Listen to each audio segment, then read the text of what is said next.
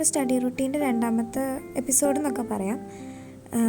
അപ്പോൾ ഇതിലും ഞാൻ രാത്രി തന്നെയാണ് ഇരുന്ന് പഠിക്കുന്നത്.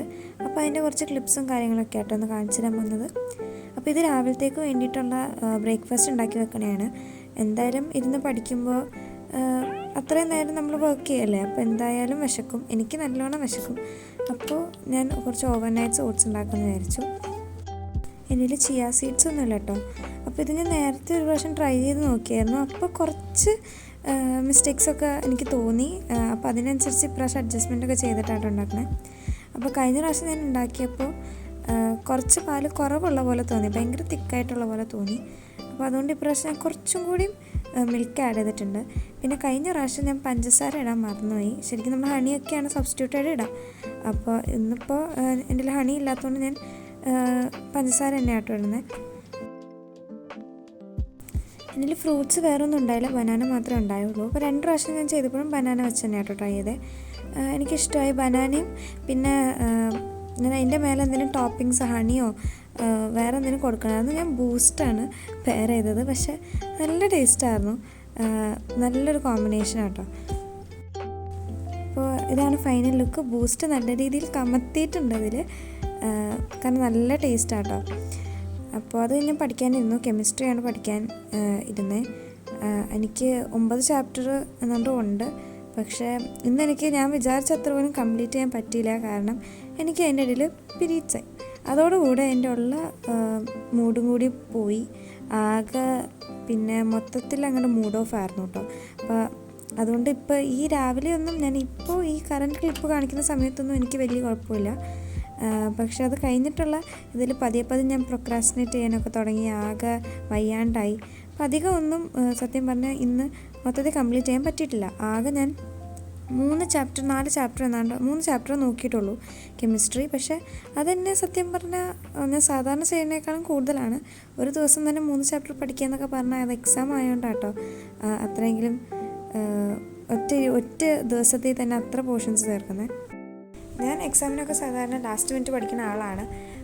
പക്ഷെ ഇപ്രാവശ്യം നല്ല ടെൻഷനുണ്ട് കേട്ടോ. അതാണ് ഓരോ ദിവസം ഇങ്ങനെ അടുക്കും തോറും ടെൻഷൻ കൂടിക്കൊണ്ടിരിക്കുകയാണ്. അപ്പോൾ ഇന്ന് എനിക്ക് അത്ര പോർഷൻ കംപ്ലീറ്റ് ചെയ്യാൻ പറ്റാത്തതിൽ ഭയങ്കര ഗിൽറ്റി ഫീലിംഗ് ഉണ്ടായിരുന്നു. പിന്നെ ഒട്ടും വയ്യാത്തതുകൊണ്ട്, ഫിസിക്കലി ഒട്ടും വയ്യാത്തതുകൊണ്ട് അതും കൂടി പരിഗണിച്ച് ഒരുപാട് എന്നെ തന്നെ ഞാൻ ഫോഴ്സ് ചെയ്തിട്ടുണ്ടായില്ല കേട്ടോ.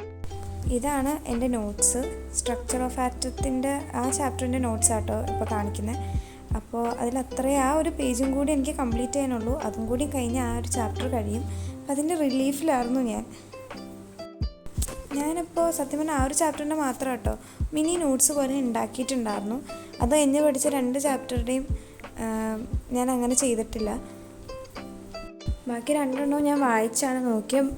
ബാക്കി 2 എനിക്ക് ഓൾമോസ്റ്റ് അറിയായിരുന്നു. കെമിസ്ട്രി എനിക്ക് പിന്നെ ഒരു സമാധാനം ഉള്ളതെന്ന് പറയുന്നത് കുറച്ച് റിവിഷനൊക്കെ കഴിഞ്ഞതാണ്. അതിൽ ആകെ 1-2 ചാപ്റ്റേഴ്സാണ് ഒട്ടും എനിക്കിഷ്ടമില്ലാത്ത കുറച്ച് ചാപ്റ്റേഴ്സ് ഉണ്ട്. അപ്പോൾ അത് ഞാൻ മാറ്റി വെച്ച് അതവിടെ കിടപ്പുണ്ട്. അപ്പോൾ അതിലൊന്നാണ് ഓർഗാനിക് കെമിസ്ട്രി. പിന്നെ ഹൈഡ്രോ കാർബൺസിൻ്റെ ചാപ്റ്ററും കുറച്ച് എനിക്ക് ടഫാട്ടോ. അപ്പോൾ അത് 2 അവിടെ ഉണ്ട്. ബാക്കി ഇതേപോലെ കെമിക്കൽ ബോണ്ട് എന്ന് പറഞ്ഞൊരു ചാപ്റ്റർ ഉണ്ട്. അപ്പോൾ അത് ഓൾമോസ്റ്റ് പകുതിയോളം ഞാനിങ്ങനെ നിർത്തി വെച്ചേക്കാണ്. അപ്പോൾ അതിൻ്റെ പകുതി പഠിച്ചു വെച്ചിട്ടുണ്ട്. പിന്നെ ഒരു ചാപ്റ്റർ എനിക്കറിയാം, ക്ലാസിഫിക്കേഷൻ ഓഫ് എലമെൻറ്റ്സ് എന്ന് പറഞ്ഞൊരു ചാപ്റ്റർ. അത് ഫസ്റ്റ് ടേമിലത്തെ ഒരു ചാപ്റ്ററാണ്. അപ്പോൾ നമ്മൾ 2 എക്സാം ഇപ്പോൾ എഴുതിയല്ലോ, ഓണം എക്സാമും എഴുതി, ക്രിസ്മസ് എക്സാമും എഴുതി. അപ്പോൾ അതിൻ്റെ ഓർമ്മയൊക്കെ ഉണ്ട്. അപ്പോൾ അത് വലിയ കുഴപ്പമില്ല. പക്ഷെ അത് കുറച്ച് നീണ്ട ചാപ്റ്ററാണ്. അതാണ് അത് കംപ്ലീറ്റ് ചെയ്യാൻ പഠിക്കാനതെടുക്കാത്തത്. അത് കഴിഞ്ഞിട്ട് പിന്നെ 5 മണിയായി കഴിഞ്ഞപ്പോൾ ഞാൻ ഓടിച്ചെന്ന് ബ്രഷ് ചെയ്തിട്ട് നേരെ ഈ ഓട്സ് എടുത്ത് പുറത്ത് വെച്ച് അങ്ങനെ തന്നെ അധികം നേരം ഒന്നും വെയിറ്റ് ചെയ്തില്ല. അപ്പം തന്നെ ആ തണുപ്പോട് കൂടെ തന്നെ ആയിട്ട് ഞാൻ കഴിച്ചത്. നല്ല ടേസ്റ്റായിരുന്നു. പെട്ടെന്ന് തന്നെ ഞാൻ കഴിച്ചു തീർത്തോട്ട്. നല്ല കോമ്പിനേഷനാണ്. അടുത്ത പ്രാവശ്യം കുറച്ചുകൂടി പ്രോഗ്രസ് ചെയ്യിപ്പിച്ചിട്ട് നട്ട്സും വേറെ ഫ്രൂട്ട്സൊക്കെ ഇട്ടിട്ട് ട്രൈ ചെയ്യുന്നതായിരിക്കും. അത് കഴിഞ്ഞ് പിന്നെ കട്ടൻ ചായ വെക്കാനുള്ള പ്രിപ്പറേഷനിലാണ്. എനിക്ക് പാൽ ചായ വെക്കാൻ മടിയാണ്, അതുകൊണ്ടാണ് പിന്നെ കട്ടൻ ചായ വെക്കുന്നത്. പിന്നെ എനിക്ക് കട്ടൻ ചായ കുടിക്കുമ്പോഴാണ് ഉറക്കമൊക്കെ ഒന്ന് മാറിക്കിട്ടുക. അപ്പോൾ അതുകൊണ്ട് പെട്ടെന്നൊരു കട്ടൻ ചായ വെച്ചു, അത് കുടിച്ചു. അതൊക്കെ കഴിഞ്ഞ് പിന്നെ ഞാൻ പഠിക്കാനിരുന്നു കേട്ടോ. ആ ഒരു ചാപ്റ്റർ ഞാൻ മൊത്തത്തിൽ അങ്ങോട്ട് തീർത്തു. ഫുൾ ചാപ്റ്റർ നോട്ട്സൊക്കെ ഉണ്ടാക്കി കഴിഞ്ഞു. അത് കഴിഞ്ഞിട്ട് പിന്നെ ഒരു 9:30 ഒക്കെ ആയപ്പോഴാണ് 8:30 ഒക്കെ ആയപ്പോഴാണ് പിന്നെ ഞാൻ പഠിക്കാനിരുന്നത്. അത് കഴിഞ്ഞിട്ട് അടുത്തൊരു ചാപ്റ്റർ സം ബേസിക് കോൺസെപ്റ്റ്സ് ആണെന്ന് തോന്നുന്നു, അത് കഴിഞ്ഞിട്ടാണ് പഠിക്കാനിരുന്നത്. അതിൻ്റെ ക്ലിപ്സ് എൻ്റെ കയ്യിലില്ല കേട്ടോ. അത് കഴിഞ്ഞ് പിന്നെ ഞാൻ ഉച്ചയ്ക്ക് കിടന്ന് ഉറങ്ങി. 1 മണിക്കൂർ എന്ന് പറഞ്ഞാൽ 3 മണിക്കൂർ കിടന്നുറങ്ങി, അലാറം പോലും കേട്ടില്ല. അത് കഴിഞ്ഞത് ചായക്ക് കഴിക്കാൻ വേണ്ടിയിട്ട് ബിസ്ക്കറ്റൊക്കെ എടുത്ത് കഴിക്കുന്നതാണ് ആ ക്ലിപ്സ് കാണുന്നത്. അത് കഴിഞ്ഞിട്ട് പിന്നെ ഇപ്പോഴാണ് പഠിക്കാനിരിക്കുന്നത്.